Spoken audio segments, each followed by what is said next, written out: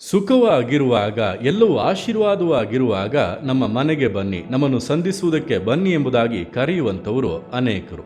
ಆದರೆ ದೇವರು ಮಾತ್ರವೇ ನಾವು ಕಷ್ಟದಲ್ಲಿರುವಾಗ, ದುಃಖಗಳಲ್ಲಿರುವಾಗ ನಮ್ಮನ್ನು ಹತ್ತಿರಕ್ಕೆ ಕರೆದು ನಮಗೆ ಅದ್ಭುತಗಳನ್ನು ಮಾಡುವುದು. ಯೇಸು ಕ್ರಿಸ್ತನು ಹೇಳಿದ್ದಾನೆ, ಎಲೆ ಕಷ್ಟಪಡುವವರೇ, ಹೊರೆ ಹೊತ್ತವರೇ, ನೀವೆಲ್ಲರೂ ನನ್ನ ಬಳಿಗೆ ಬನ್ನಿರಿ, ನಾನು ನಿಮಗೆ ವಿಶ್ರಾಂತಿಯನ್ನು ಕೊಡುತ್ತೇನೆ ಎಂಬುದಾಗಿ. ಈ ರೀತಿ ಹೇಳಿದಂಥ ಯಾವ ದೇವರುಗಳು ಕೂಡ ಇಲ್ಲ.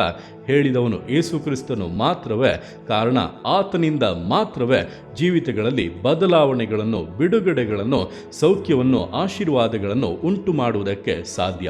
ಅದಕ್ಕೋಸ್ಕರವೇ ಆತನ ಶಿಲುಬೆಯಲ್ಲಿ ನಮಗೋಸ್ಕರ ರಕ್ತ ಸುರಿಸಿ ಪ್ರಾಣವನ್ನೇ ಕೊಟ್ಟು 3ನೆಯ ದಿನ ಮರಣವನ್ನು ಗೆದ್ದು ಜೀವದಿಂದ ಎದ್ದನು. ಆತನ ಬಳಿಗೆ ಬರುವಂಥ ಪ್ರತಿಯೊಬ್ಬೊಬ್ಬರೂ ಕೂಡ ಬಿಡುಗಡೆಗಳನ್ನು, ಅದ್ಭುತಗಳನ್ನು, ಆಶೀರ್ವಾದಗಳನ್ನು ಹೊಂದಿಯೇ ಹೊಂದುತ್ತಾರೆ.